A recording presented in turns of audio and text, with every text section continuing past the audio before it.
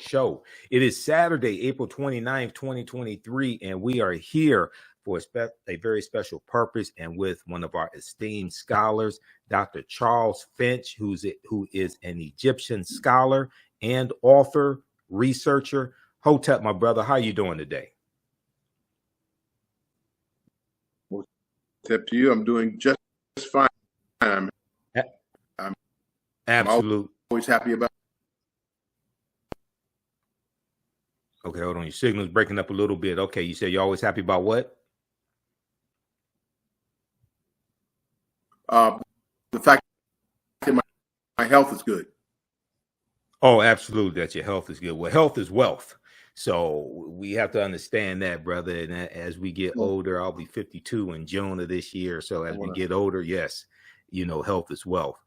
Well, you and I would talk. Go ahead. You are a young boy. You're 52? You're 52 June 7th. Boy. You're a young boy. you ain't by more than 20 years. Right. Yeah, well, Dr. Little Jeffries is one of my teachers, and he calls me a youngster. So,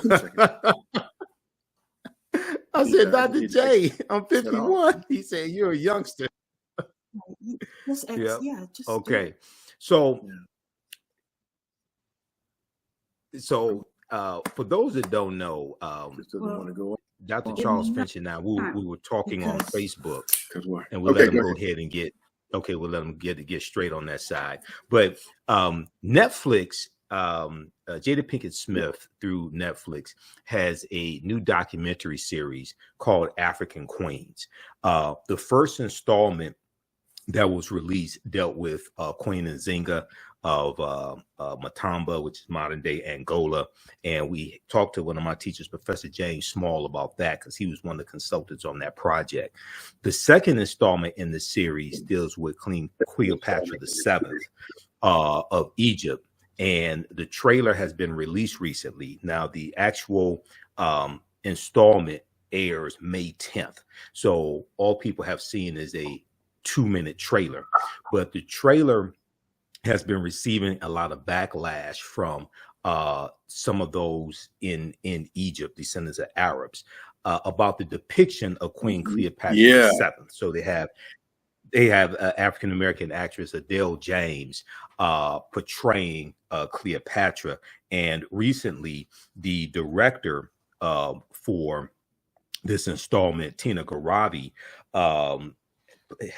wrote an article for Variety.com, and I'll pull up the article here in just a minute. And she asked the question, "What bothers you so much about a Black Cleopatra?" So, Dr. Charles Finch, I know you were commenting on this on Facebook and commenting about the complexion of what Cleopatra would have looked like, etc.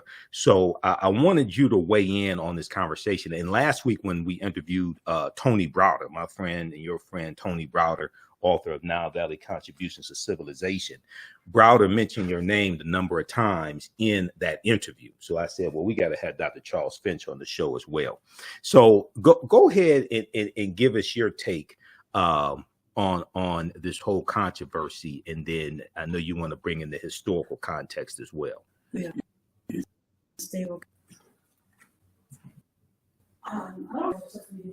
Okay, can you hear me? Go ahead. Yeah, you are breaking up too. You kind of come in and you go out. I don't know what to do about that. You okay. Come in and out. Okay. So can you hear me? Can you hear me? Yeah, I can hear you. Go ahead and tell people, what is your perspective on this debate on Cleopatra, and share with us the historical information you wanted to share to put this in a historical context as well. There is no debate. There is none. Cleopatra was descended from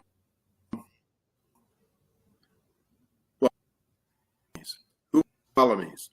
Were Ptolemy. Who were the Ptolemy? Ptolemy was one of Alexander's conquests, right? And the native Egyptians there happy for him to conquer Egypt. Why? Because at that under the domination Persians, and they hated the Persians. The Persians just treated them like slaves, and they were happy to welcome and assist Alexander in his conquest of Egypt because he got rid of the Persians, all right, completely, right, forever. Anyway, the inherited the, I'd say, from Alexander. Alexander died young.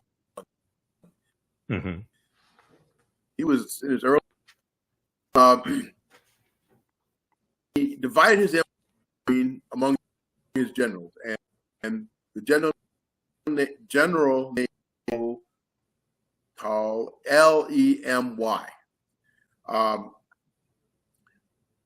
He inherited, he took over Egypt, and for the next 300 years, and his descendants, ruled Egypt. Cleopatra of the last Ptolemy, all right? Now, what happened was he was extremely dynamic and intelligent, and had her own, I don't know if you want to call it ambitions, or at least her own ideas about how Egypt should be ruled. Why was that an issue? Because strictly speaking, it was supposed to descend to a male. But her brother, at the time that Ptolemy died and passed on, was like 9 years old. Right. Anything else. And so Cleopatra, who was older, she was like 17 or 18, wasn't very older herself, ruling Egypt. And little by little, really assumed all of the power that entailed. Now, by that time, Egypt was under the control. Well, let me see. Yeah, the Ptolemy coming under the control more and more of the Romans. Okay, and this is where the drama of Cleopatra has made such an impact, because those Romans included who? Caesar and Mark Antony. Julius Caesar and Mark Antony. Right. Both of them. Caesar just fell total spell when he conquered Egypt. All right. And not only was he willing to share power with her in Egypt. Oh my goodness. There are those who think that the assassination of Julius Caesar was at least in part motivated by his relationship with Cleopatra, because it looked like, for all intents and purposes, he was going to make Cleopatra empress of Rome. Okay. It looked like he was going to make Cleopatra empress of Rome. Okay. All right. And while we try to get his connection, reestablished here and increase the signal strength. Some of you all saw me on Roland Martin Unfiltered. Some of you all saw the broadcast that I did Sunday night on the African History Network show, where we dealt with this topic. This is one of the articles we talked about. Queen Cleopatra, director speaks out.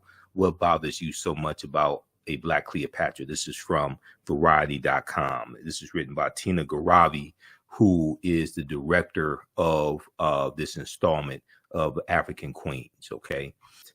We've got Joya watching us, and a number of people watching us. Now, let me give you some background information on Dr. Charles Finch. Dr. Charles Finch was, until June 30th, 2007, director of international health at the Morehouse School of Medicine. He is a 1971 graduate of Yale University. and a 1976 graduate of Jefferson Medical College. So he is a medical doctor. He completed a family medicine residency at the University of California, Irvine Medical Center in 1979. Dr. Finch joined the Department of Family Medicine at the Morehouse School of Medicine in 1982, and then the Office of International Health in 1989. Okay, eventually becoming the principal investigator of a traditional healer survey among the Sarah people of Senegal in 1991-1992. Now, Dr. Finch has conducted independent studies in African antiquities, comparative religion, anthropology, and ancient science in 1971. Since 1982, Dr. Charles Finch has published more than a dozen articles, including the African background of medical science and science and symbol in Egyptian medicine. Okay, go ahead. And so, Dr. Finch, I want you to go ahead, and you were explaining Queen Cleopatra, and you left off saying that some people feared that Julius Caesar would make her empress of Rome, if I remember correctly, you were saying? The Romans, at least the Roman Senate, was totally opposed to Cleopatra assuming any position of power in Rome itself. Okay. And so that was at least in part, it is said, for the assassination of Julius Caesar. And once that happened, she left Rome, and she didn't come by herself. She had her own little fleet, and she went back to Egypt. And who was there in Egypt, or who followed her? Because he had already established contact with her in Rome, was none other than Mark Antony. Okay. Excuse me. And so she reestablished her place in Rome with Mark Antony by her side. But the problem with that was that Mark Antony was married. He was married to a Roman woman. I think the woman he married was actually related to Augustus Caesar. Now, Augustus Caesar was the nephew of Julius Caesar, and so already there was a potential source of conflict between Augustus Caesar and Mark Antony. Okay. Now, what exacerbated that was Mark Antony's infatuation with Cleopatra. It is said that all Cleopatra had to do was look in your eyes of a man to captivate him. And she was not old. She was like in her late teens, early 20s. Right. And these men, Mark Antony and Julius Caesar, were each one of them old enough to be her father. They were in their 40s, 50s even. So, but that was Cleopatra.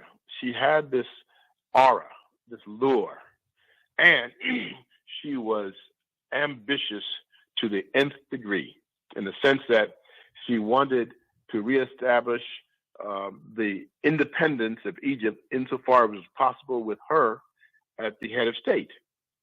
And she did everything. And part of her, and not part of her technique, was what I want to say, her strategy for doing that was to, shall we say, enrapture Julius Caesar on the one hand and Mark Antony on the other. And each one of them fell into her, like I said, fell under her spell, you might say, right, one by one. And she, especially after Julius Caesar was assassinated, she went back to Egypt. And I don't know whether Mark Antony actually followed her or was with her or was in Egypt. No, I think he followed her, or maybe was even with her when she went back to Egypt to reestablish her reign and her rule. But the problem for her design, shall we say, her ambition was none other than Augustus Caesar, who was Julius Caesar's nephew. Okay. And Augustus in Latin means great. All right. Right. Greater, powerful. And he got that. He gave himself that name. In fact, our month August is named after him. Right. Augustus Caesar. Right. Anyway, he so there was this incipient conflict between Augustus Caesar on the one hand, Mark Antony on the other, and Mark Antony allied with Cleopatra. Okay. Now, and what made it worse, as I've already said, is that Mark Antony was married to a Roman woman, already married, and if I'm not mistaken, I think she was the sister or a relative of Augustus Caesar. So his dalliance, well, it was more than a dalliance, his infatuation with Cleopatra was an insult apart from anything else, and it was considered dangerous to the empire, the Roman Empire. Hold on, I just need to, my throat is getting dry, so let me just take another drink. Okay, no problem. And for those just joining us, we're speaking with Egyptian scholar Dr. Charles Finch, and we're talking about Queen Cleopatra VII, the last pharaoh. And there's been a lot of conversation about Queen Cleopatra and her ethnicity, or what today people may call race, or being mixed race, however you want to frame it, because of the documentary series from Jada Pinkett Smith, the installment that comes out May 10th dealing with Queen Cleopatra, and African-American actress Adele James is portraying Queen Cleopatra. You know, we talked about this on the African History Network show this past Sunday. Okay, go ahead, Dr. Finch.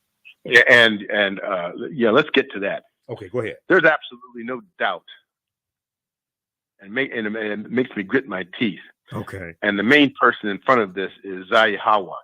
Oh, yes. Who is the leader, the chairman of the Department of Antiquities. He's an Egyptian. Mm-hmm. And the one thing you can say about Cleopatra, her on her paternal line, father's line, she was Macedonian or Greek, if you will, right?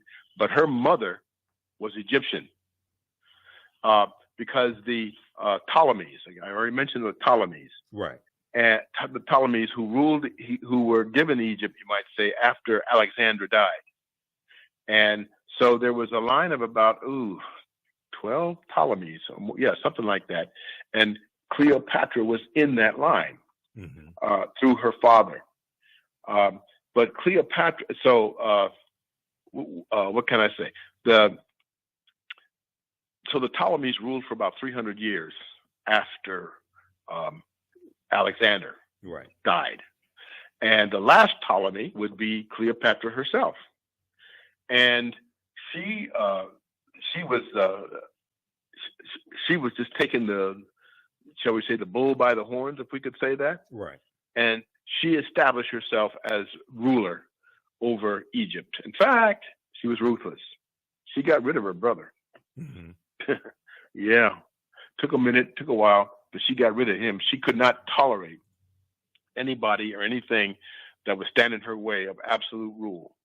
And she had absolutely no qualms about seducing Caesar on the one hand, Mark Antony on the other. And for her, it was simplicity itself. She was a fascinating woman, fascinating.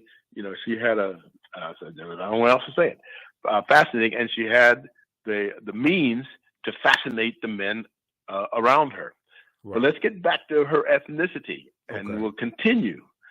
As I say, she was half Egyptian. What I mean, her mother was Egyptian. Her father was Macedonian. Now, as I say, there are Egyptians today who, like Zahi Hawass, yes, who is the director of the Department of Antiquities, who absolutely and totally, angrily reject any idea that Cleopatra was mixed race, because that's what it means, to say that her mother was Egyptian. The Egyptians, the native Egyptians, were basically descended from Africans. Mm-hmm. If you wanted to see who the ancient Egyptians look like, I'm not talking about the Arabs invaded Egypt in the 7th century A.D. Right, 639. Okay, yep. 7th century A.D. Mm-hmm. Now, Zahi Hawass is trying to say that the ancestors of the Arabs were the rulers of Egypt. Right. No. Right. Absolutely not. Right. That is just an egregious lie. Okay. Now the history of ancient Egypt, of dynastic Egypt. Let's not say ancient Egypt. Dynastic Egypt goes back to 4000 BC. Mm-hmm. And why was Egypt called the two lands? That was one of their own names for themselves, because Egypt at one time had been, Upper Egypt was was southern Egypt. Lower Egypt was northern Egypt. Okay, and that's the reason why they called Egypt the two lands. They were united by the man who became the first identifiable pharaoh by the name of Menes. Right, and he united the two lands into the country that we historically came to know as Kemet, or Egypt. But that isn't when Egypt actually started. Okay. The ancient Egyptians, I'm not going to say what the ancient Egyptians said about their own country. Now, you can either take it or leave it alone. But this is what they said. They said their history went back to 55,000 BC. Wow. 50,000 years prior to the historical period. Now, you can accept or reject that. But that's what they said about their own country. Nonetheless, there's a book by Robert Bauval and Graham Hancock. Oh, yeah, I have the book. I don't want to stop what I'm saying to go get it. Okay. But the book is about the Sphinx. Now, what does the Sphinx have to do with any of this? Mm-hmm. Here on my cat. Yeah.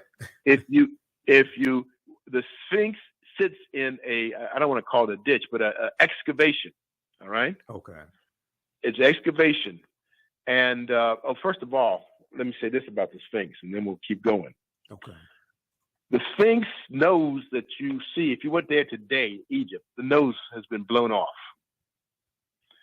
Who blew the nose off? Napoleon. Okay. Why? Because it was, and I'm going to use this word with quotation marks. It was a fully Negroid nose. Mm-hmm. Couldn't tolerate it. He actually blew it off. And the nose that they blew off is sitting in the Louvre Museum in Paris today. The nose that they blew off. Okay. Now, yes. Now let me ask a question. Now, so in Nile Valley Contributions to Civilization by Tony Browder, he cites sketches he talks about how the nose was deteriorating over maybe hundreds of years or something like that. So say it again. Got distracted for just a second. Repeat what you just said. Yeah. In Nile Valley Contributions to Civilization, Tony Browder talks about how he cites sketches of the Sphinx, and he talks about how the nose was deteriorating over time. Now, was it deteriorating? Was the nose deteriorating prior to Napoleon shooting the nose, or was the nose totally intact, not deteriorating, and it was Napoleon who solely destroyed the nose? Do you know? I think that's that is a more accurate depiction of what actually happened. Which one? I think the nose, because if you go and see that, like I said, they didn't lose or get rid of the nose. The nose, you could actually, I don't think they show it, but it's sitting there in the Paris Museum, undisturbed. Okay. And unaffected. So, and like I said, why? He couldn't tolerate the idea that this was, again, a Negro. And I have to use that word so you know exactly what I mean. So there's no ambiguity of what I'm talking about when we're talking about the Sphinx. Okay. Now, wait a minute. I haven't even gotten to the best part. Okay. Okay. Hancock and Bauval actually started studying, they dug out, I won't call it a ditch, an excavation down about almost 6 feet, where they actually constructed the Sphinx in front of the second pyramid of Giza. Okay. But if you look at it, the way Hancock and Bobal did it, you see levels of clay going down from the top, from the surface of the ground, all the way down to the base of where the Sphinx sits, and you can see different levels of soil. I say clay, but soil and clay. And Hancock and Bobal says those you can date those levels. Okay, you can date those levels all the way down to the basic, to the to the foundation, all the way down to the base of the Sphinx. You know how far they go back? How far? 10,000 years. Wow. Okay. I mean, so yeah, 10,000 years. So if the Sphinx is that old, because they had to excavate around the Sphinx, not around. They had to excavate to actually construct the Sphinx in the way that they did, and that went 10,000 years. That's the reason why my new book is going to be called Nile Valley Civilization: A 10,000-Year History, because to have built the Sphinx, something like the Sphinx, would require a civilization equal to the task. Okay, something like this. Even if you just see pictures of the Sphinx, you know exactly the truth of that. Right. So the Sphinx. So I mean, what has been happening is just that Egyptologists.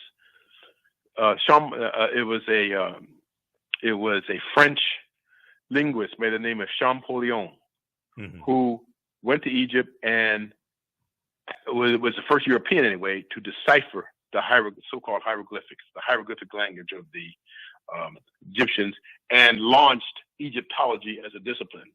Right. And what would happen is that when they could read now the literature and the inscriptions in the Egyptian language, the inscriptions that were carved out of the walls, the papyri they could find, the clay tablets, they began to realize that this was a fantastic, fabulous civilization, which even up by 1820 had not been exceeded or excelled. Now the Greeks, people talk about the Greeks. I don't have any problem with the Greeks because the Greeks recognized the primacy of ancient Egypt and said so. Right. Especially Herodotus. Right. Herodotus says, "Don't tell me about what he was a Greek now. He himself was a Greek. He said, don't tell me about what the Greeks did.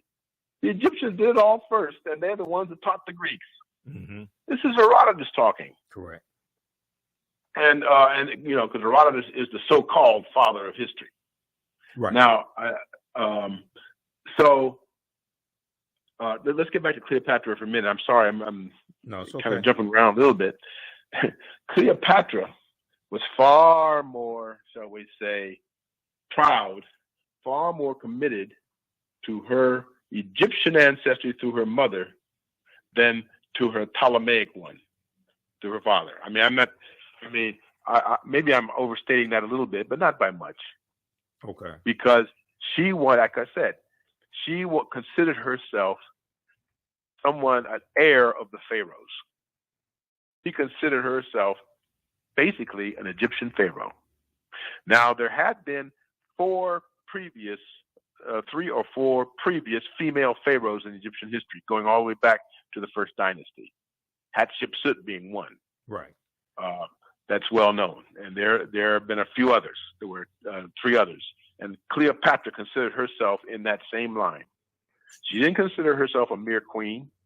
She now, by the way, there was, as you know, there was brother-sister marriage among the royalty of ancient Egypt. I think she may have even married her brother so that she could put herself in a position of power. But sooner or later, he was gotten rid of. Right. Cleopatra was ruthless like that, but she's extremely dynamic, though. And as I said, she knew how to wrap, and men just kind of, she wrapped them around her little finger, as they said. And you know what happened when Augustus, as we know, it was Julius Caesar that came first, Right. And she wrapped him around her finger. Then Mark Antony came second. She wrapped him around her finger and destroyed his marriage. And then he eventually committed suicide because Augustus, the fleets of Augustus had defeated his fleets, his military arm, and he committed. And also Cleopatra had fled the field of battle, and he just became totally dispirited. And he wanted to go back to Egypt, literally. And this sounds melodramatic, but so he could die in the arms of Cleopatra, if you can imagine that. Right. Yeah, this seems all very, hokey and made up in Hollywood and movie, but it happened. Yeah, it sounds like a movie, but yeah, it did. And he committed suicide. She committed suicide as well. She dies in 30 BC. So you mentioned her mother. Now, from some research on this, is believed her mother was Cleopatra the Fifth. Is that correct? No, I don't think. No, I haven't seen that. Okay. All I've ever heard or seen is that her mother was Egyptian. Okay. And by the way, Zahi Hawass just rejects that. Now, not that he has any reason for objecting it, but he wants to remove all traces of Africa from at least from the dynastic line of ancient Egypt. Okay. So let me. Oh, wait. There's one other thing I want to say. Then we can get to questions. One is when Augustus finally, he conquered the Mark Antony. Mark Antony committed suicide. Augustus came to Egypt to take over, the empire. But you know what he wouldn't do? What? He wouldn't look Cleopatra in the eye. Because by that time she had such a reputation that he was afraid of getting hypnotized by her. Right. If you can imagine that. Right. He would not look her in the eye. And it was after that encounter with Augustus that the famous story that Shakespeare and everybody else sort of repeated. She took an asp, which was a cobra. Mm-hmm. And she actually took it in her hand and had it sink its fangs into her. Can you imagine? Right. He had a flair for the dramatic, that's for sure. And she died that way. Right, from a snake bite. I'm sorry? From a snake bite. Yes, from the snake bite. And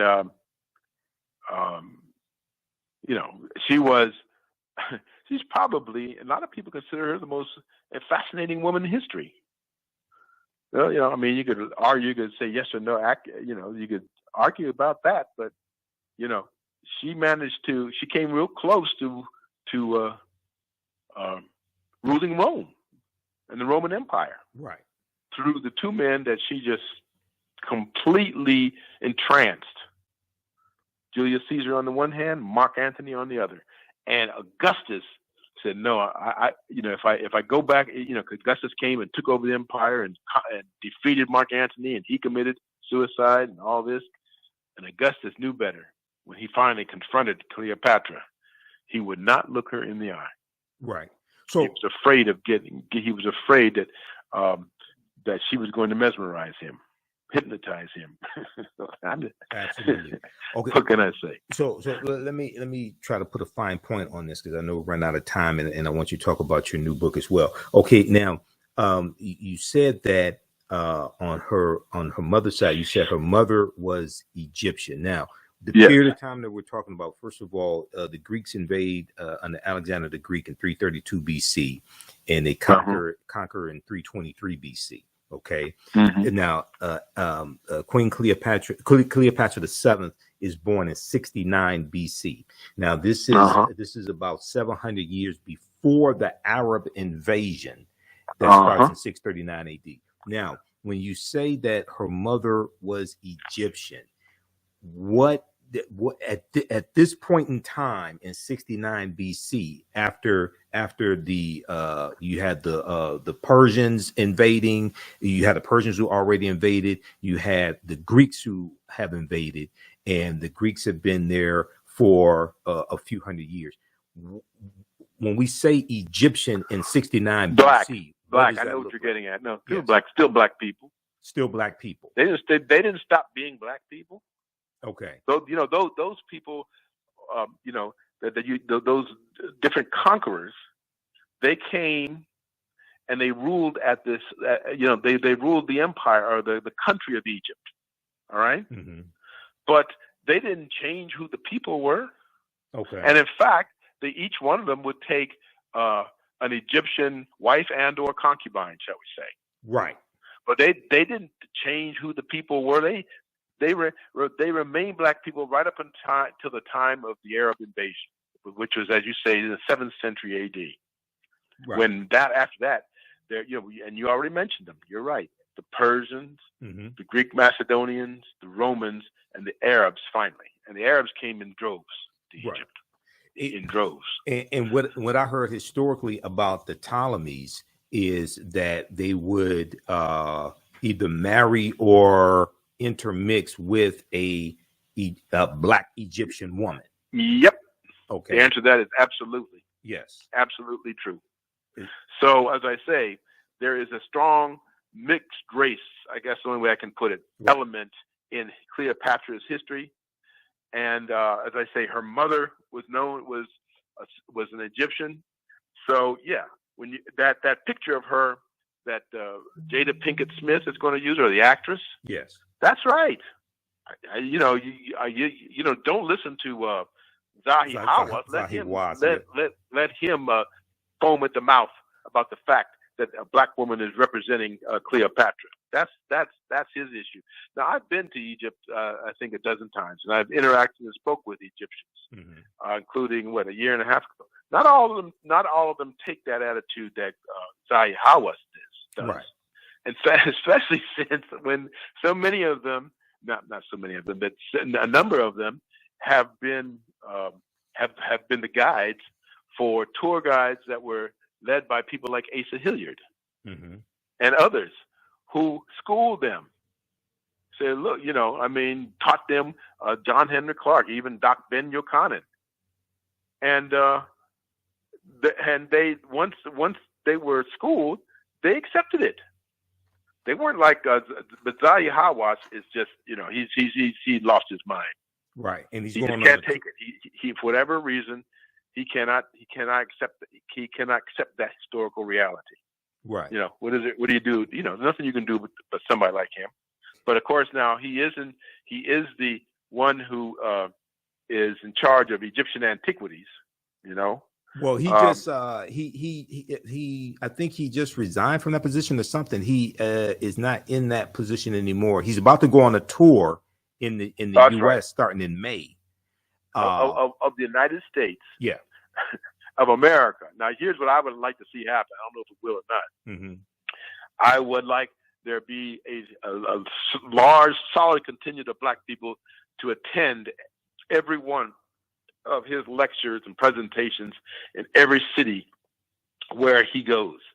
Now, will that happen? I don't know. Right. And when he starts talking what he talks, then he needs to be challenged. Mm-hmm. He needs to be challenged. Yes, I know about that upcoming tour. Right. I don't know if he's coming to Atlanta or not, but he's making I think he's supposed to be here for at least 3 weeks. Yeah. If I'm not mistaken. But we'll now what'll happen. I'm going to ask my friend. You already mentioned Tony Browder. You call him Tony Browder. I call him Anthony Karakamoon Browder. As you know, he was one of the co-excavators of the temple tomb of Karakamoon, exactly, from the 25th dynasty. And so I actually gave him that name. And when I talk to him, I say Karak. Yeah, I have his book also, dealing with finding Karakamoon. I have his book as well. So yeah, let me ask you this question. So in the article from Variety.com written by Tina Garabi is the director of this installment of African Queens from executive producer Jada Pinkett Smith that deals with Cleopatra VII. And in the article, she says, what the historians can confirm is that it is more likely that Cleopatra looked like actress Adele James, African-American actress Adele James, than Elizabeth Taylor ever did. Yep. Okay. Absolutely. Okay. Absolutely. Now, and go ahead. Go ahead. Go ahead and finish. No. let's not even talk about the movie. Have you ever seen the movie Ten Commandments? Unfortunately, yes. Yes, I've seen it. I've seen it since it was first came out when I was but a lad. I've seen it about 3 times. Right. The Egyptians didn't look like anyone in that movie. Right. Charlton Heston, Yul Brynner. There was nobody that, in terms of their physical characteristics, looked like what the Egyptians would have looked like in the time of Moses. That would have been, 1300 BC, a little earlier. Right. There was nobody in Egypt that looked like that. But, this is Hollywood. Exactly. Now, I don't know why, we don't have to get off into that too much. Right. But there's been a systematic attempt. Once they, like I said, when they began to realize just what Egypt had accomplished, there was a concerted effort to de-Africanize ancient Egypt. Yes. Still going on. Yes. Still going on. Yes. So further in the article, and there's one other quick article I want to just highlight that just came out Thursday also, and then I want you to talk about your book, and we're going to give you a website address as well. So further in the article, Tina Garabi says, so was Cleopatra black? We don't know for sure, but we can be certain she wasn't white like Elizabeth Taylor. She says, we need to have a conversation with ourselves about our colorism and the internalized white supremacy that Hollywood has indoctrinated us with. Because in the article, she talks about how Cleopatra being portrayed white somehow for some people increases her value or increases her worth. Whereas portraying her as a melanated person who has some like black African ancestry somehow cheapens her worth, lessens her worth. Yeah, I mean, you see, I used to foam at the mouth with this kind of stuff. I used to grit my teeth and foam at the mouth and get angry and wanting to hurt people, whatnot. When you would hear stuff like that. I'm at the age now where what I do is laugh at them. Right. I laugh at these people. I laugh at the ideas. I laugh at what they're trying to say. Exactly. No. Cleopatra didn't look anything like Elizabeth Taylor. Nothing. And Moses didn't look like anything like Charlton Heston. Right. And Ramesses II didn't look like Yul Brynner. Right. Jeez. Right. Exactly. And this is propaganda from the media. Why? So in talking to you and coming up with the title for this interview, you referred to Queen Cleopatra as the last pharaoh. Okay. Yeah. And some people who I guess think they know about African history but really don't said, oh, she wasn't a pharaoh, or the last pharaoh was 600 years before that. What happened? Why do you refer to Cleopatra as the last pharaoh? Because that's how she thought of herself, and that's what she called herself, and that's in effect, she did have Egyptian ancestry. Yes. So she wasn't just a Ptolemaic Macedonian. Right. She kept, and even the Ptolemies got so that they de-emphasized their Macedonian ancestry and increasingly Egyptianized themselves and married into the local populace, as we've already seen. Right. So they considered themselves, they wanted to rule in the line of the pharaohs. They weren't trying to be Macedonian kings. They wanted to be thought of, they wanted to live like and be thought of as pharaohs. And Cleopatra was no different. She was, as far as she was concerned, she was an Egyptian. And therefore, she was a pharaoh. She was a pharaoh, and she was either the 4th or 5th female pharaoh in Egyptian history, because there had been women pharaohs in Egyptian history. Right. Exactly. Early, going all the way back to the first, the earlier dynasties. Yes. Okay. And then lastly, there was this article that just came out Thursday, April 28th. And NBC News has this article. Zahi Hawass is quoted in it, of course. Now, this one, this contains a statement from the Egyptian Ministry of Tourism and Antiquities. But the name of this article is "Cleopatra Was Not Black. Egypt Tells Netflix in Growing Feud Ahead of New Series." Okay. And I just want to highlight something here, because it's important for us to have scholars like you and others that push back on nonsense like this. Okay. In this article here, let me bring it back up here. Just seconds. I have it on the screen. Okay. So it says that Queen Cleopatra, which is released May 10th, features Adele James in the lead role, a casting decision that the streaming giant Netflix says is, quote, a nod to the centuries-long conversation about the ruler's race, end quote, but which officials in Cairo have dismissed as, quote, blatant historical fallacy, end quote, blatant historical fallacy. The government stated, the government statement from Cairo, the government statement issued Thursday marked an escalation in a feud that has sparked demands for the show's cancellation amid a broader debate over representation in popular culture. So they go on to cite the Egypt's Ministry of Tourism and Antiquities, argued that the documentary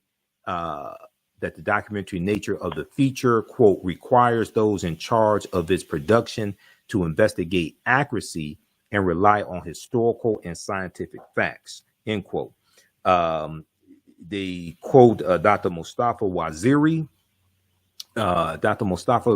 Secretary General of the Supreme Council of Antiquities, said in the statement that Cleopatra's appearance in the show was, quote, a falsification of Egyptian history and a blatant historical fallacy, end quote. I know you've hit on it before, but for those just tuning in now, how would you respond to that? Besides getting mad, yes. Angry, ready to go. I love to go face to face and chin to chin with any of these people. It reminds me of the situation of the Cairo Symposium in 1970. Yeah, that's right, 1974, when Sheikh Anta Diop, not Diab, Diop, and Teofilo Benga, yes, faced off against a phalanx of European and Egyptologists, yes, about just this very issue. And after this debate was concluded, the moderator debate says, well, only Doctors Diop and Obenga came to this discussion, this debate, prepared to make their case that the ancient Egyptians were an black African race, and they won the day. Now, this is 1974, and they were up against Europeans and Arabs who were trying to remove all trace of Africa from the ancient Egyptians. Can you imagine? They'd been in Africa for thousands of years, and they were trying to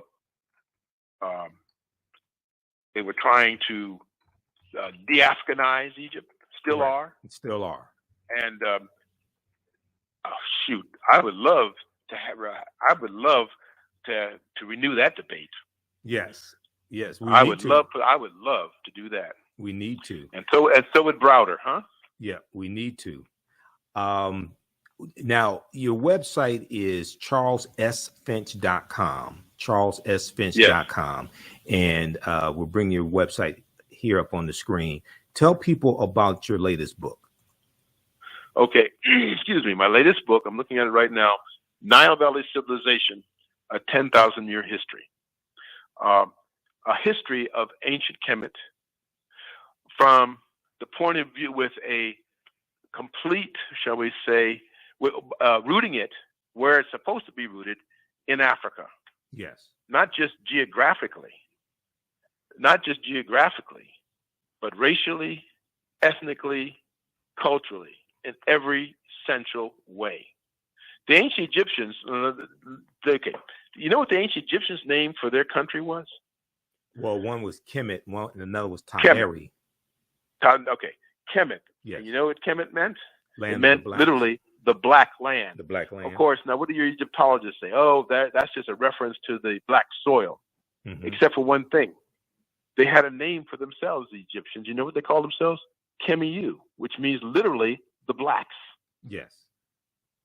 So, like I said, up until the 19th century, nobody ever questioned the African origins of ancient Egypt.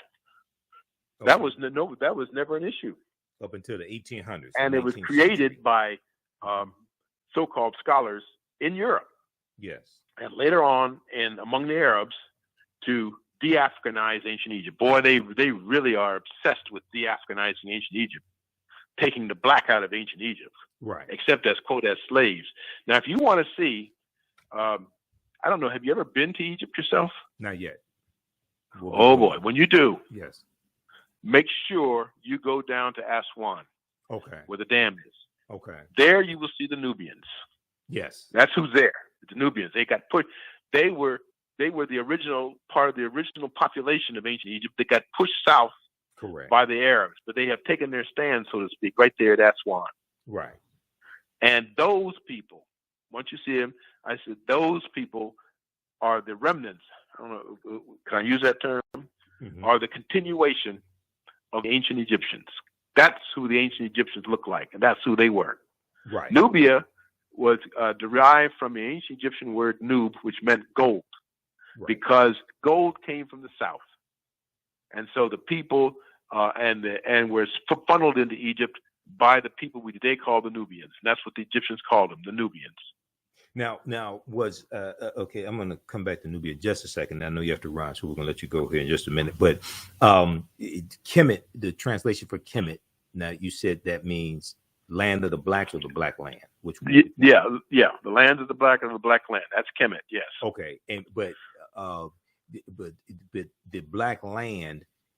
So land of the blacks, because I know Browder talks about this in Nile Valley Contributions to Civilization. He says it means the land of the blacks, but it's in reference to the complexion of the people, not the dark soil.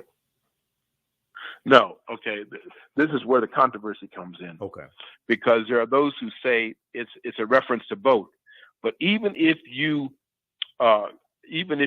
say, okay, it just refers to the black land and the black land only. Okay. And this is what I said earlier. Mm-hmm. But the ancient Egyptians called themselves Kemiyu, which does mean literally the blacks. The blacks, okay. And they call themselves the black people. Mm-hmm. In reference to their complexion. Yes. Yes. Absolutely. Okay. You said now Nubia. Now, from my understanding, isn't Nubia derived from a Greek word? That's not. Geez, let me see. Nubia, Greek word. Huh. I'd have to look up. Okay, just like I don't know that I don't know that I can't. I don't know that it's Greek. Okay, just like Ethiopia is. Okay. Let's just say this. Mm-hmm. I'm not thinking straight. It is true. The ancient Egyptians didn't refer to Nubia as Nubia. Right. They referred to Nubia as Kush. Yeah. Okay. And Kush was the name of the also was the name of the northern third of the Sudan. Mm-hmm. And Kush and Egypt were partnered ethnically and geographically and often politically, because even what the Egyptians say about where they came from. They said they came from Horus, and brought his followers. This is what the Egyptians say: brought his followers to Egypt from the south. Right. This is what the Egyptians say. Right. The followers of Horus came from the south. Right. And remember, south in Egyptian language was up. Mm-hmm. North was down or back. Right. Hindquarters. Now, why is that? Whereas the head was always south. So you always faced south. Right. As when you were looking toward this is opposite of the way we look at it today. And the south was always first, chief, and up. Now, why was south up and north down? Because that's where they came from. Well, that's where they came from. But also the Nile River flows from south to north. Yeah, I'm sorry. Yeah, I'm sorry. That's the point. You're absolutely right. That's even a stronger point that I should have made myself. No, it's okay. Because the Nile River started in the so-called Great Lakes and flowed from south to north. Mm-hmm. Right. And the Blue Nile, let me give this right now, the Blue Nile joined, because the Blue Nile flowed from Ethiopia north into Egypt. And they joined the White Nile from what is now Tanzania at Khartoum in the Sudan, and then flowed north as a single river. Okay. All right. Visit his website, Charles S. Finch, FINCH.com, CharlesSFinch.com. There's a wealth of information there. Pre-order his new book. This deals with Nile Valley civilization, a 10,000-year history, and much of what has been written about African history and culture.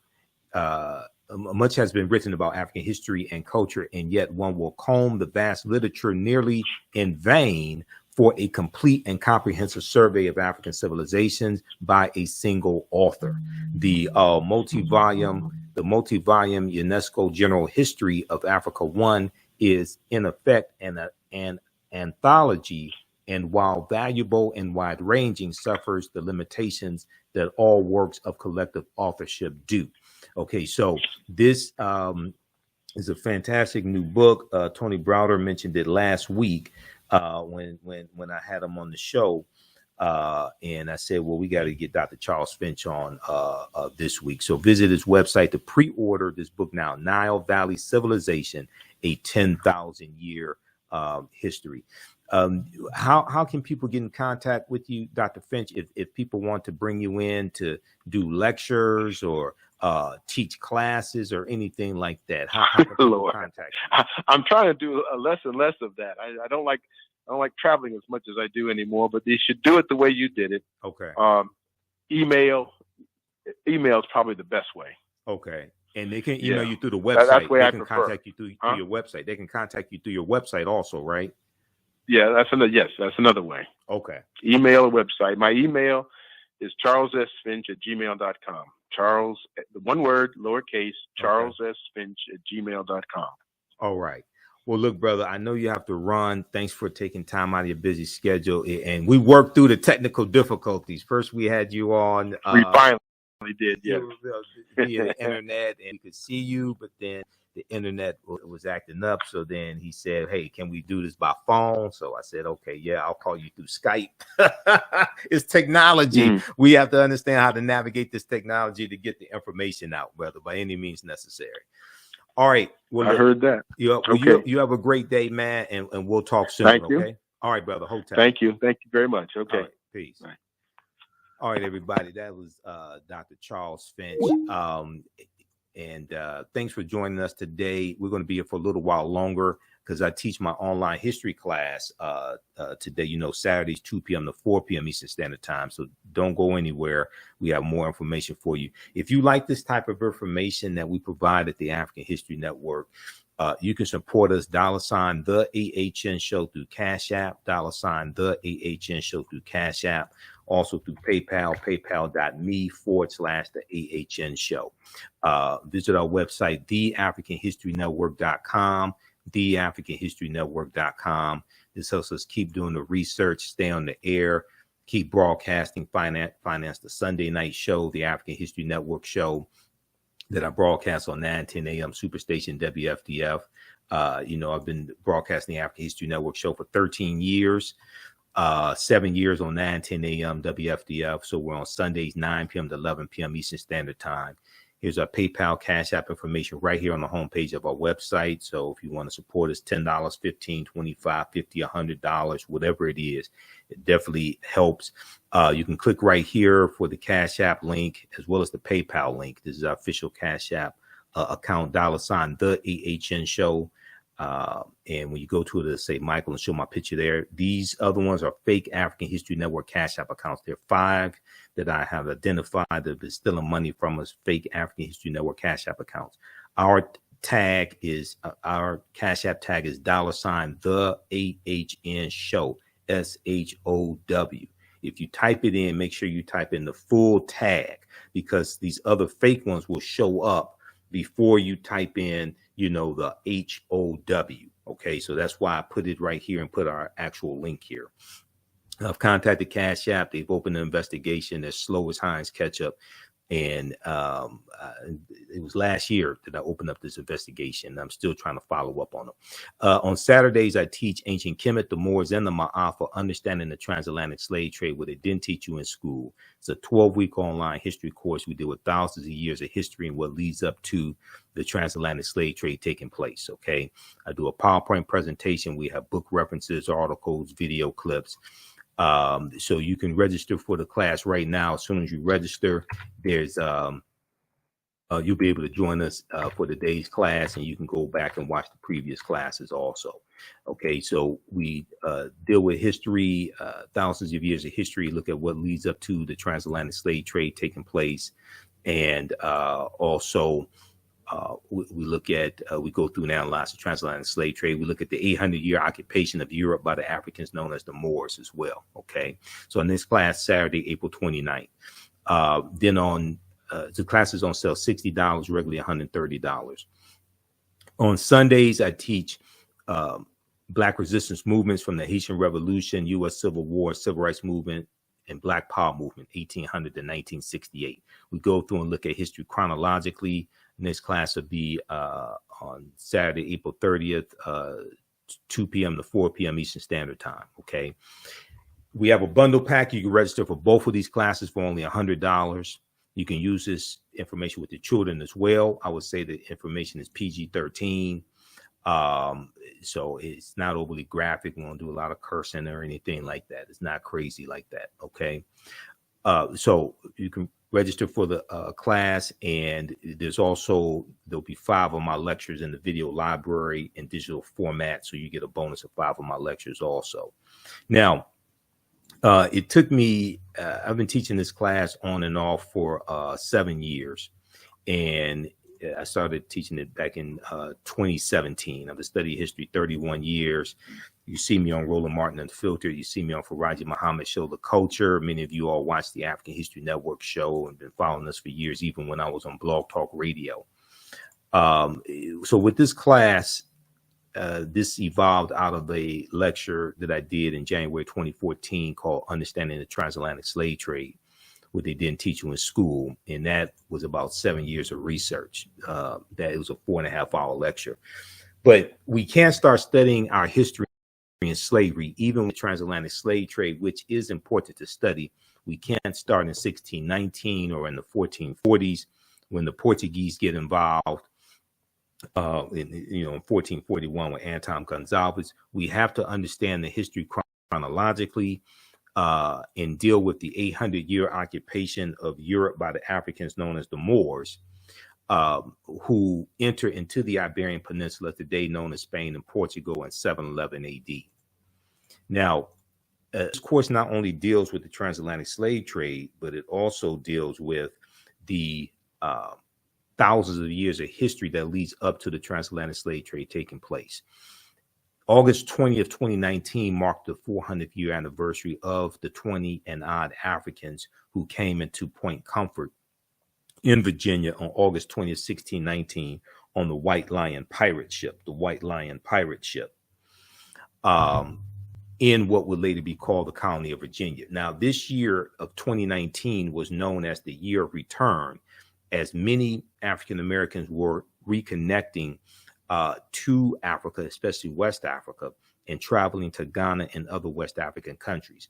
When we discuss the transatlantic slave trade, we have to first understand that African people are the original people of North, Central, and South America, and have been in the land we call the United States of America at least 51,700 years ago. Now, last week when we spoke with Tony Browder, author of Nile Valley Contributions to Civilization, and he's also the author of Egypt on the Potomac and finding Karakorum. You know, he talked about the Olmecs and Olmec culture as well. And we talked about the African origins, the African root of Olmec culture coming from ancient Kemet. We've interviewed Dr. David Imhotep numerous times, and these are actual slides from the class, by the way. I put together the whole curriculum. There's about 80 to 100 articles that we reference in this class. There's 7 books that we use as reference. You don't have to buy any of the books. We show you excerpts of the book on the screen, okay? But Dr. David Imhotep's book, The First Americans Were Africans, Documented Evidence, it came out in 2011. On page 14 of his book, he deals with a discovery made in Allendale County, South Carolina in 2004 by Dr. Albert Goodyear. Evidence of a African presence 51,700 years ago in Allendale County, South Carolina. Okay. And people are asking for my email address. You can email me right through the website. Go to theafricanhistorynetwork.com, theafricanhistorynetwork.com, and you can email me right through the website. Also, when we have the website up here on the screen, and then also you can email me as well at ahnshow@theafricanhistorynetwork.com, ahnshow@theafricanhistorynetwork.com. Okay. All right. Now,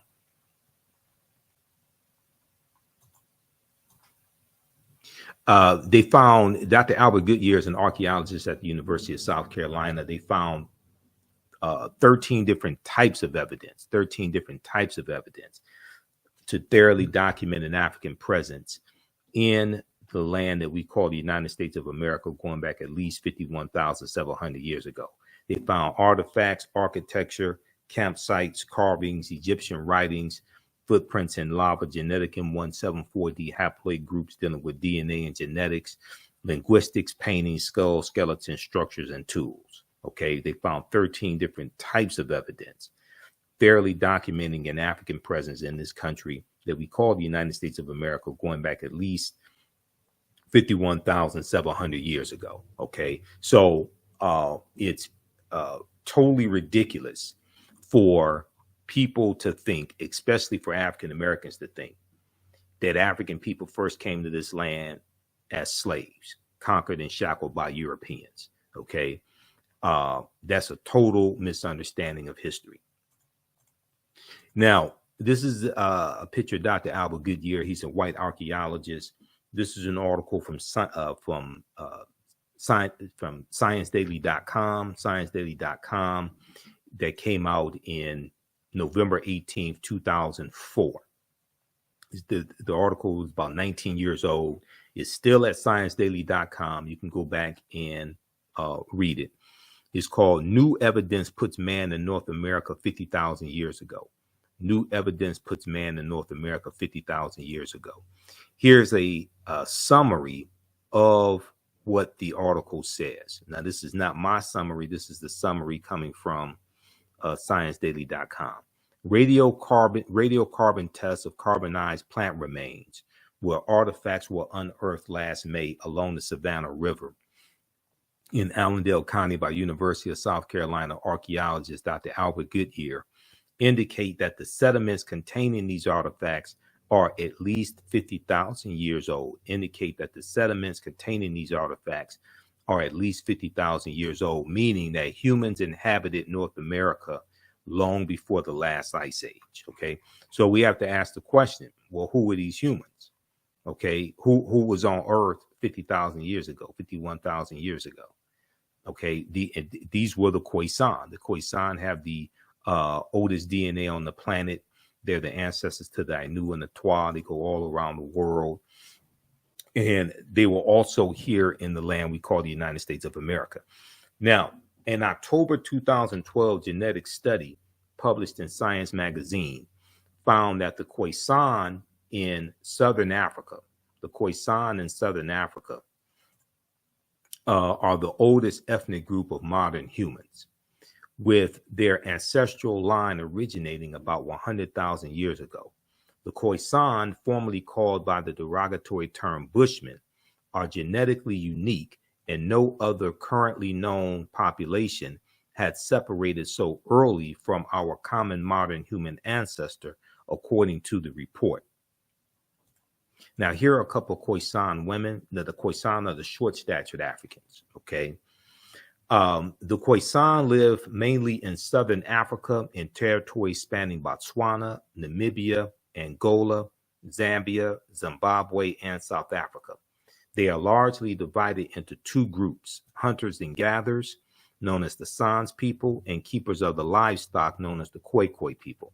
The Khoisan languages include the distinctive click sounds, that are not found in the languages of their neighbors. Okay, AtlantaBlackStar.com has a good article entitled 5 Ethnic Groups That Prove the First Humans Were Black. Okay, and some of you will have seen the interview from April 17, 2014, where I interviewed my friend Renoko Rashidi, and we were talking about Chevalier, Joseph Boulogne, and the Moors and the Black Madonnas in Europe. And we're rebroadcasting that interview as well, because the movie Chevalier is out that talks about Joseph Boulogne, who is also known as the Black Mozart. Okay, and he was born in Guadeloupe. He was half French and half African. But the interview I did, in that interview with Renoko Rashidi, he talks about articles that he was writing for AtlantaBlackStar.com. All right, now, how's everybody doing today? Give us a thumbs up, give us a heart, give us a like on this broadcast. Be sure to register for this online class. And we have the bundle pack on the homepage of our website, theafricanhistorynetwork.com, theafricanhistorynetwork.com, for the online classes. So you get both online classes and you get bonus content as well. It's only $100. It's a $300 value. Even after the course is over with, you'll still have full access. You can go back and watch the entire course, okay? Or you can watch as much as you want to. All right, so we look at different archaeological discoveries that have come out in the last 15 to 20 years. There was a big discovery that came out in 2010, found on the Greek island of Crete. And they found stone tools that date back at least 130,000 years ago. Okay, stone tools on the Greek island of Crete. Over the course of 2 summers, archaeologists say are at least 130,000 years old, which is considered strong evidence for the earliest known seafaring in the Mediterranean, and calls for rethinking the maritime capabilities of pre-human cultures. Okay, so we go through and look at discoveries like Tanis Heraklion, the lost city of Egypt. And there are at least 2 lost cities of Egypt. You have Tanis Heraklion, but you also have Dazzling Aten. And Dazzling Aten was revealed in like the last couple of years. This article from yahoonews.com, Sunken Egyptian City reveals 1,200-year-old secrets. Okay, so the British publication, The Telegraph, reports that 150 feet beneath the surface of Egypt's Bay of Abu Qir, they found 64 ships, 16-foot tall statues, 700 anchors, countless gold coins, and smaller artifacts. Archaeologist Frank Gardillo estimates that Tanis Heraklion was built around 8th century BC, Okay, so you're talking about more than 700 years before Cleopatra VII was born. Now, these are some of the artifacts that were found at the bottom of the sea. All right. We look at different archaeological discoveries, and when these new discoveries come out, they're causing the scientists, the archaeologists, and the paleontologists to push the timelines back. And we keep finding out that based upon archaeology, we're much older than we've been told, and Homo sapiens are older than we've been told. So Renoko Rashidi, Dr. Charles Finch, and other African-centered scholars have been saying that African people, or Homo sapiens, modern man, are not 75,000 to 100,000 years old, but at least 300,000 years old. This article from NBCnews.com came out June 17, 2017, we're older than we thought. New find pushes human origin back 100,000 years. Okay, we're older than we thought. New find pushes human origin back 100,000 years. So an excerpt from the article says that in all the news outlets picked up this story. They all have New York Times, Washington Post, NBC, CBS, ABC, Associated Press, Time Magazine, National Geographic. They all have articles on this. Modern humans evolved much earlier than previously thought. Researchers reported new discoveries at a rich site in Morocco show modern humans were hunting and probably cooking game animals.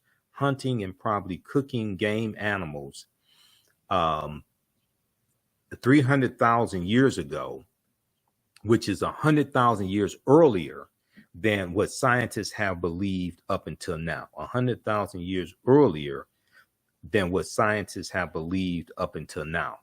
Now, new discoveries and new dating methods show that, in fact, many of the bones belong to modern Homo sapiens, and they lived as far back as 300,000 or 350,000 years ago. The earliest previous Homo sapiens bones date back 195,000 years ago, and they're from clear across the continent in modern-day Ethiopia. All right, so taken together, the findings show modern humans were dispersed across Africa long before anyone ever thought. And not only were we migrating from the Nile Valley region of Africa into Central Africa and West Africa much earlier than people thought, but we were migrating out of Africa and around the world much earlier than many people thought as well. Okay, so we go through and look at a number of archaeological discoveries. We look at the ancient African presence in Asia and in Europe, the African presence in Europe and things of this nature. African people were the first Asians. The earliest modern human Homo sapiens population of Asia were also of African birth. We're speaking of the diminutive Africoids, the short-statured Africans, the extremely important and much romanticized family of Black people phenotypically characterized by unusually short statures, skin complexions that range from yellowish to dark brown, tightly curled hair, and in frequent cases, like many other Blacks or Africans, stetophagia, which means deposits of fat around the buttocks, or what we would look at as large buttocks, like Sarah Bartman or Sarta J. Bartman, okay, who was a Khoikhoi, okay, and we know in the 1800s she was put on display in Europe, okay, and then she's going to become a prostitute. She lived a horrible life, but this is Europeans fascinated with the bodies of African people and African people's sexuality and dehumanizing us at the same time. So they are probably more, these short-statured Africans, these diminutive Africoids, are probably more familiar to us by such pejorative or negative terms as pygmies, negritos, and negrilos. Similar peoples who live today in Southern Africa have been titled Bushmen. More accurate names for these latter people are the San people, translated as original inhabitants. Okay, all right. So we go through and look at this history. We look at the Olmecs as well, and we deal with also the connection between Olmec culture and the new Black Panther movie, Black Panther: Wakanda Forever, that brought in the Latino angle with making Prince Namor Latino, and it dealt with the Spanish colonization of Mexico as well, because Prince Namor is 500 years old, and there's a scene where he goes back to when he was a child, and you see the Spanish colonizers conquering his people and enslaving them. Okay, so we go through and we also because Black Panther, the first movie and second movie deals with a lot of African culture and African history as well. Mandinka Egyptian Olmec connection. So this comes from page 82 of The First Americans Were Africans, Documented Evidence by Dr. David Imhotep. We talked about this last week when I interviewed Tony Browder. A major ethnic group among the ancient Egyptian Nubians were the Manding people, Manding, or the Mandinka, an original Niger-Congo homeland in the general vicinity of the upper Nile Valley is probably as good a hypothesis as any for the origin of the Manding. The Proto-Manding migration had to have taken place during the African Aqualithic. Okay, now he goes on to say, when the Manding reached Central America and began mixing with the local population, they were labeled Olmecs. When these Africans reached Central America and began mixing with the local population, they were labeled Olmecs. The Olmecs were supposedly a mixture of the Manding or the Mandinka and American Indians or Amerins. Amerinds.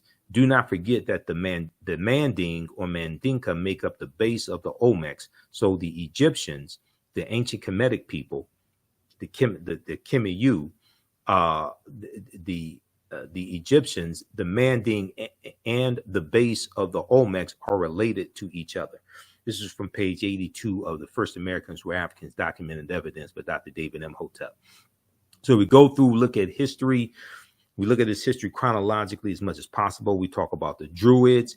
We deal with the Greeks and Romans conquering ancient Kemet.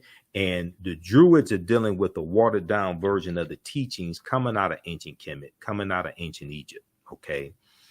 And we're going to see the Druids go into Ireland and take this information into Ireland as well. And this is who a British slave named Patrick is fighting against and killing when Pope Celestine I sends Patrick into Ireland in 432 Common Era AD to convert the Irish population to Christianity. And standing in the way of that are the Druids, who are dealing with the gnosis or the true knowledge, and they're dealing with a watered down version of teachings coming out of ancient Kemet, coming out of ancient Egypt. And he is killing the Druids, and the Druids wear a helmet similar to the helmets worn by or the headdress of Nasubitis or pharaohs in ancient Kemet, and they have an asp on them or a cobra, a snake. Okay, so they were referred to as the snake people. And when we hear the mythology of Patrick driving the snakes out of Ireland, first of all, Ireland is a cold climate, and it's an island, and there's no evidence, there's no archaeological evidence, there's no evidence whatsoever of snakes being in Ireland. So when we talk about Patrick driving the snakes out of Ireland, they were talking about the snake people who were called Druids. That's who this is, a metaphor. It's talking about symbolically. There were no snakes in Ireland. They're talking about him driving the Druids out, who were dealing with a watered down version of the teachings coming out of ancient Kemet, ancient Egypt, and then forcing Christianity upon the people. So we deal with the 800-year occupation of Europe by the Africans known as the Moors, who are taking the teachings from the Nile Valley region of Africa into Europe, and this brings Europe out of the Dark Ages. They're taking the science and the mathematics and the art and the chemistry, the periodic tables, the medicine, the surgical instruments, all this knowledge they're taking into Europe, and they're Africanizing Europe to varying degrees. And they're also intermixing into the European population, intermixing into the European bloodline as well.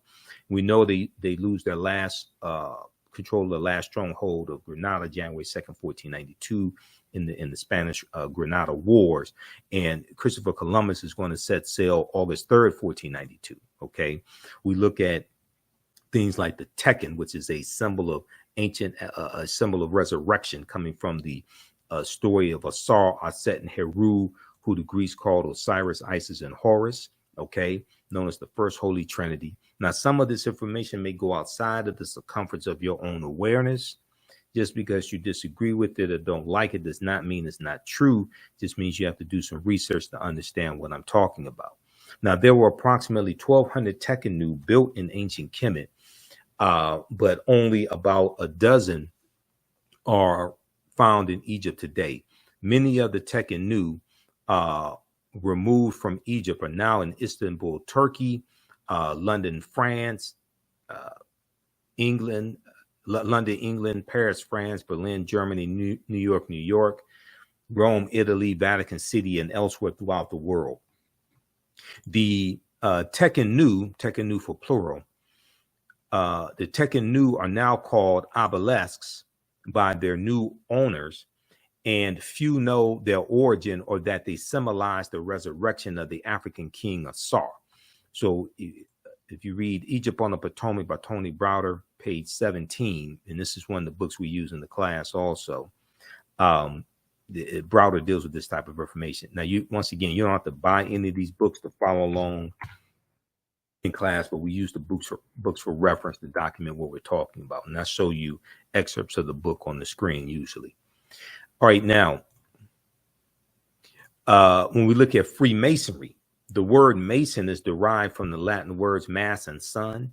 Mason means child of light and expresses the desire to pursue light, which is a metaphor for the sun, which symbolizes knowledge.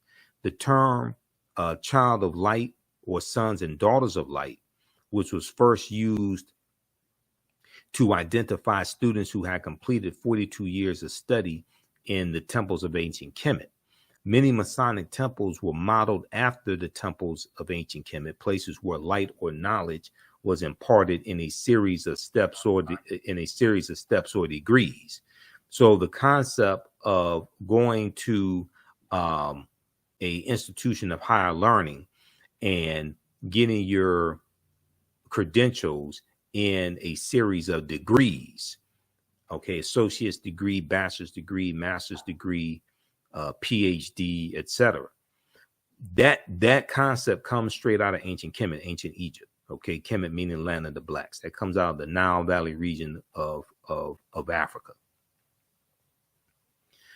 All right, now read pages 18 and 32 of Egypt on the Potomac by Tony Browder. So we go through and look at this history. We deal with the Black Madonnas and child coming from the story of Asar, Aset, and Heru being born of a virgin birth on December 25th. And then the decolorized version of that story, and we see the white Mary and Jesus. We look at different Neteru, the forces of nature, the deities in ancient Kemet as well, like Ma'at. We go through and look at some of the history of the Moors. We look at why Christmas is celebrated on December 25th, and that deals with astronomy. We deal with the film Black Panther. The Panther deity Bast comes from Bastet, which is a neter coming out of ancient Kemet. And Bastet was an ancient Egyptian goddess worshipped in the form of a lioness and later a cat. She was a goddess of warfare in Lower Kemet, worshipped as early as about 2890 BC during the Second Dynasty. Okay. We deal with things like what the word Wakanda means. Wakanda is a real word. Wakanda basically means possesses secret powers. We see some different spellings of it. But in Wisconsin, there is a Wakanda Water Park in Wisconsin. It's been there for years. There are schools named Wakanda, like in Nebraska. Okay. And we see Wakanda is Omaha Ponca, Sioux Indian, and Omaha Ponca and Sioux Indian Native American word that basically means possesses secret powers. We go through and look at different some ancient civilizations. We look at Hannibal Barca, and we look at Carthage, the Carthaginians, who were descendants of the Phoenicians. And we know Carthage is destroyed in 146 BC. Founded in about 813 BCE, destroyed in 146 BCE by Rome. Okay, so we look at the Punic Wars. We deal with why Africa was not named after Publius Cornelius Scipio Africanus. Africa we consult Cassell's Latin English Dictionary 2002 edition, page 11, in the entry for a fear. It tells you that Africa means of Africa or belonging to Africa. Publius Cornelius Scipio takes his surname Africanus. He takes that name after he defeats Hannibal Barca at the Battle of Zama in 202 BC. So we deal with, the Battle of Cannae, 216 BC. We deal with Hannibal crossing the Alps in 219 BC, but also talk about the Battle of Zama in 202 BC. And then we know Rome is going to conquer Carthage in 146 BC, and Carthage is in the area of North Africa that today Tunisia is. Okay, we talk about ancient Nubia as well, and we look at some of these different African empires that Europe tried to claim as their own. They try to say these were Europeans, these were not African people, these were not Black African people. The same way they're doing with Egypt, the same way they're even doing with Queen Cleopatra, and she was not Nubian, she was not full-blooded African, but she had some African ancestry, as Dr. Charles Finch just explained. Ancient Nubia, or Ta-Nehesi, also known as Kush, as he talked about, and Kush is more of looked at as a region as opposed to, say, a country. But ancient Nubia, also known as Kush, Kush, was a region along the Nile River located in northern Sudan, where the conflict is going on now, northern Sudan and southern Egypt. So the southern portion of what makes up Egypt today, and the upper portion of Sudan in ancient times, that was Nubia. Now, it was home to some of Africa's earliest kingdoms, known for rich deposits of gold. Nubia was a major trading port for luxury goods that came from sub-Saharan Africa, such as incense, ivory, and ebony. Incense, ivory, and ebony. The first monarchy of recorded history was established in ancient Nubia. The Nubians were also known for their exceptional archery skills that provided the military strength for their rulers. Kings of Nubia, or Nasubites, or pharaohs, ultimately conquered and ruled Egypt for about a century, about 100 years. Monuments still stand in modern Egypt and Sudan at the sites where Nubian rulers built cities, temples, and royal pyramids. Okay, so we go through and look at history like that. Then we look at the history of the Moors, going into the Iberian Peninsula, today known as Spain and Portugal. They go through from Morocco into the Iberian Peninsula, today known as Spain and Portugal. They defeat the Vandals and the Visigoths. They settle in southern Spain and refer to it as Al-Andalus, which basically means to walk in the spiritual path or walk in the spiritual light.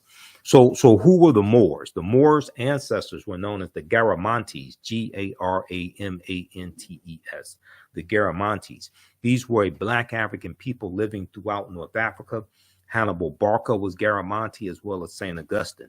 Now, George G.M. James, in the book Stolen Legacy, said that the Moors were the custodians of the ancient Egyptian mystery system. These teachings are going to bring Europe out of the Dark Ages. And we know that the word Moors derived from the Greek word maros, M-A-U-R-O-S, maros, which literally means black or a very dark color. Now, the Romans adopted this word and called them Mari, M-A-U-R-I. The Mari were a Northwest African people who were very dark-skinned. The Romans will refer to the region of Northwest Africa as Mauritania. Mauritania is Latin and means the land of the black-skinned people. You'll also see the word Marish, M-A-U-R-I-S-H. Now, Romans later adopt the word as a reference for the black-skinned inhabitants they encountered in Africa. Read pages 527 and 187 in Golden Age of the Moor, edited by Dr. Ivy Van Sertima, which is one of the books we use in the class also.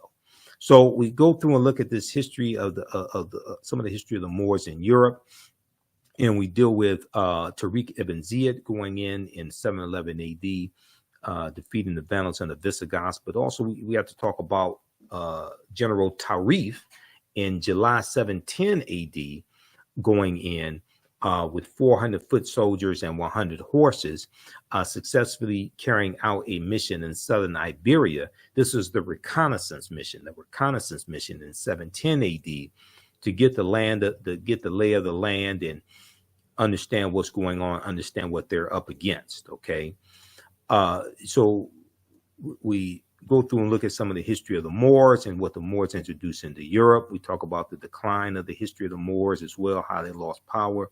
We look at the three great West African kingdoms of Ghana, Songhai, and Mali. We talk about the film Black Panther and relationship between T'Challa, who is probably the richest man in the Marvel comic universe, and Black Panther, and Mansa Musa, who's the richest man in history.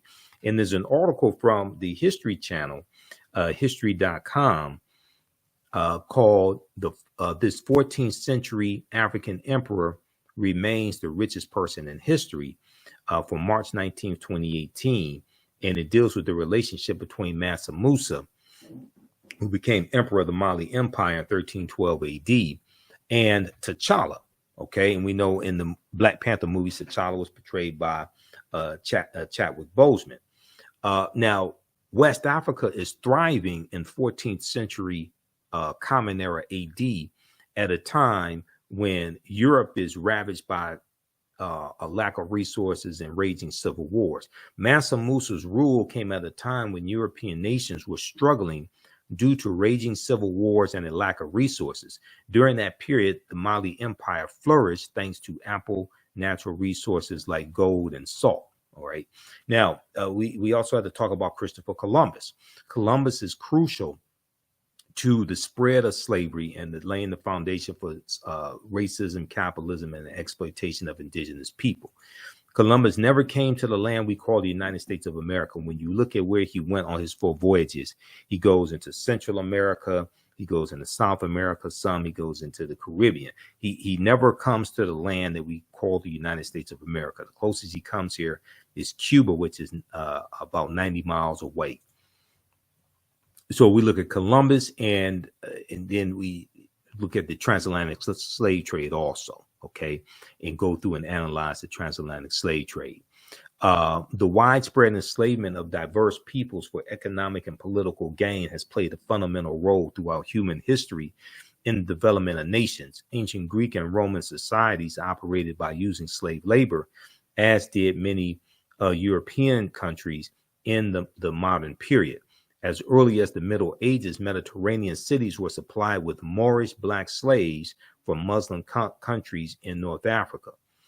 Okay, now, African slaves were brought to the New World shortly after discovery or uncovery by the colonizer Christopher Columbus. Upon his arrival, and Africans could be found on the island of Hispaniola, site of present-day Haiti, as early as 1501.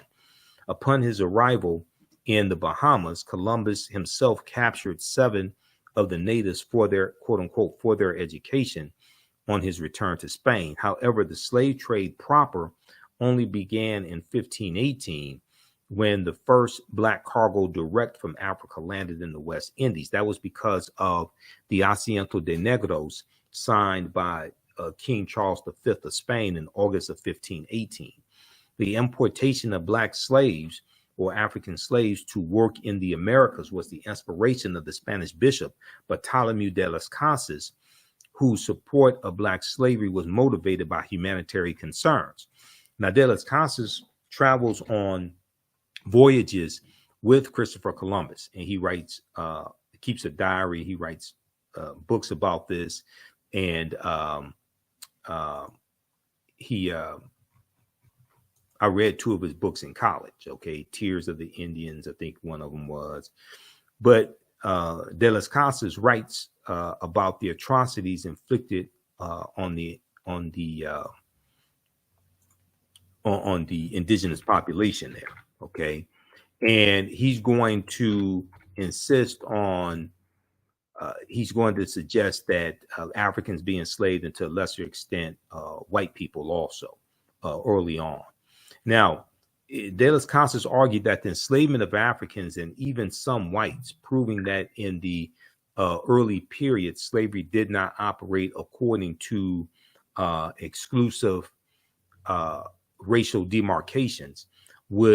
He argued that they needed to stop enslaving the native population because this would save the indigenous American Indian populations, which were not only dying out but engaging in large-scale resistance as they opposed their excessively harsh conditions.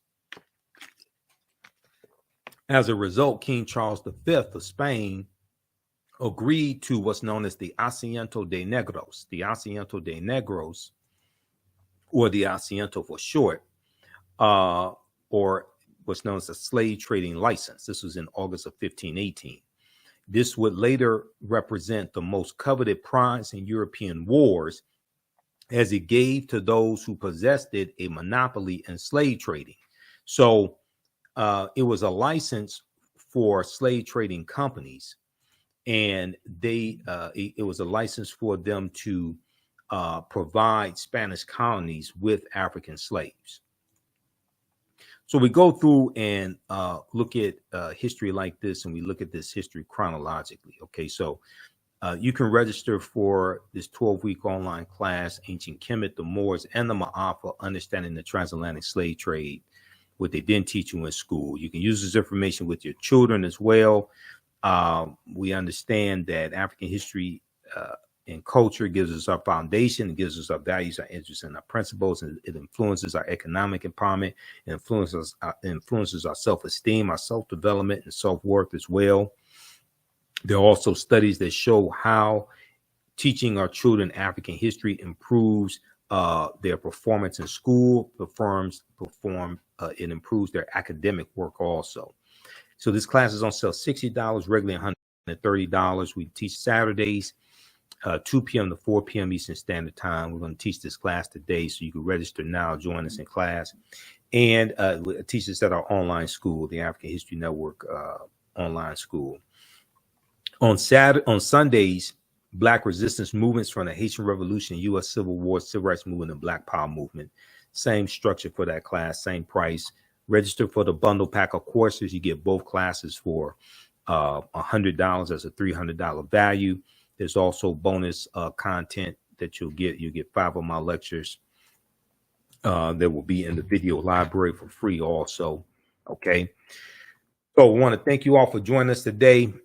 We had a great interview with Dr. Charles Finch, despite the technical difficulties. Remember, right knowledge corrects wrong behaviors, not over till we win. Wakanda forever. Also, you can support the African History Network, $the AHN Show through Cash App, $the AHN Show through Cash App, and through PayPal, paypal.me/the AHN Show. So this helps us keep